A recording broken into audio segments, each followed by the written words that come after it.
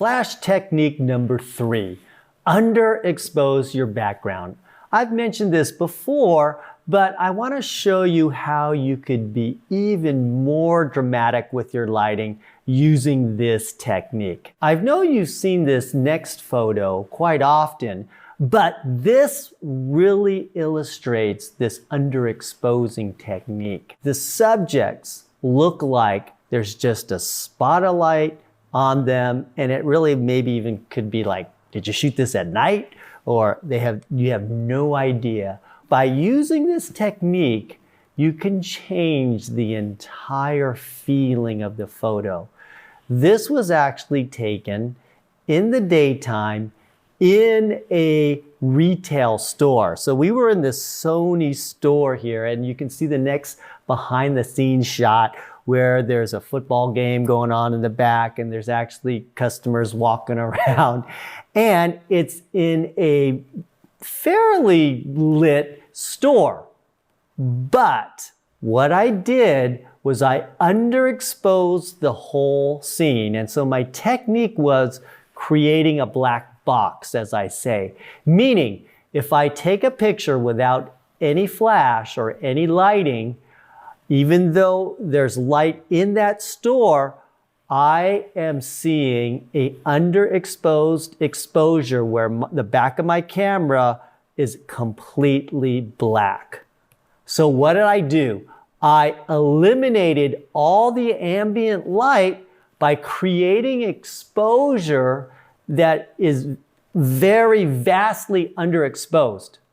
So I am creating complete darkness.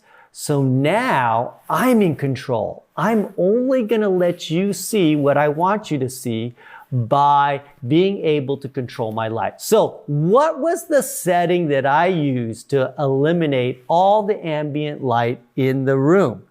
If you go back to that photo, you can see that I was at f16, okay? 1/25th of a second and ISO 100. That's as if the sun was lighting them up. I'm recreating light that would be used for a very bright situation. But here, I used my flashes and I put on some what they call barn doors or some accessories on my light to narrow that light so it just shines on my subject. So one way is to use barn doors, and then another way on the second flash is just to get it closer to my subject and using what they call a grid, which also narrows the light on my subject. And so you can see in that photo how they're just lit and everything else is dark. You don't see anything else. And that's underexposing your background to create that effect. Let's do something that's not quite aggressive like that, but what you can use in the real world. I'm in Paris. I'm at a fairly overcast day. It actually was kind of raining and not kind of raining. And so the clouds were fairly dark. And what I'm doing is I'm underexposing my background a bit because you can see, look how dark she is. If I was taking a picture without my flash, I wouldn't expose the subject this dark. So this for sure is underexposing my background. She's very dark at this point. And then you can see in the next picture how I added a flash so you can see that there's some highlight and shadow on her now. So I'm taking a dull, flat light situation and adding some oomph to it, just a little pizzazz by creating a highlight and shadow. Her nose is towards the light, and I've got that short side shadow, meaning that the cheek or the side of the face that is closest to the camera is called a short side, and I have shadow on that cheek there. And look at the setup shot. You can see where I put the flash. I didn't even use a diffuser in this situation. So I sort of went against my own rule saying if you're in soft light, use soft light. I didn't in this case. I used hard light, but to me, it looked good and it didn't really the lighting was still believable because afterwards I actually added a bit more contrast in the sky when I did this shot. I love this next shot because you can take an ordinary situation and you can turn it into something that looks like you did a multi-lit studio shot. And here I'm in the instruction room where I'm teaching a class, and you can see that they even have the screen down where I was delivering my lecture and slides. And I said, hey, let's take an amazing shot right here. And I didn't have all my equipment, so I don't think I was even using my own camera. I had Sony come and they bought a bunch of equipment. And I said, okay, what kind of light do we have here? Oh yeah, we have this one lighting system. And do we have any more flashes? And I was just literally grabbing flashes from the students. And they weren't even the same brand. And so what I did was I took the two other flashes that weren't the same brand or didn't have the triggers for them, and I put them in slave mode, meaning when they see another flash fire, they're just gonna fire. And so they have to be line of sight, and that was okay to me. I just needed some more light, and I just needed them to go off. So here's a perfect situation where you can use slave mode because you just need your light to fire.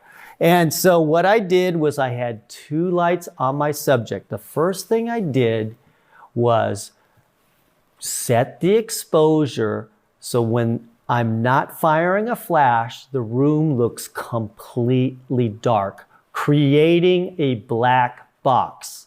Then I'm in control at that point. You're only going to see what I want you to see by the positioning of my flashes. So I created a black box and set that exposure so when I took a picture without the flashes, the back of my screen looked completely dark. I looked at that f-stop, then I figured with my calculation chart how much light I should use, and that was the starting point for everything. And so I fired these flashes, and you can see the next photo I was shooting at f11. So typically, when you're indoors, if you put your camera at f11, ISO 100 or around there, here I was 100, and my shutter speed was 1/60th of a second, most likely at f11 with those settings, you are going to create a black box whenever you're indoors. If you remember your flash settings for f11, you could literally set this shot up in seconds because you know the distance and you know the flash power because of the chart that you have there. And you can literally do this shot within seconds because everything is the same. A beautiful picture here. Now you wondered, how did I get that texture behind her? So I went into the lobby and I found this vase with some branches coming out of it. I said, that's gonna look interesting if I fire a flash through it and I have it in my background. So I pulled it into the room and I tried putting the flash on the ground and it just didn't look right. I go, I need to get this flash a bit higher. So I found a travel case where people put their lighting gear in. I tipped it up and I said, oh, this will work perfect. And so if you can see just to the right of the model, you'll see the flash firing the background and how it's standing there, firing through those branches. I put a blue gel on it to create an interesting background. So you can look in your environment and you can find anything interesting that you can fire that light through to create an interesting background and gel it. You can create this effect anywhere you go, and I do this all the time. So you can see underexposing your background can have a dramatic effect and change the entire environment where you're shooting. It all depends on your knowledge and your vision. And with Flash, you can create your signature style by underexposing the background.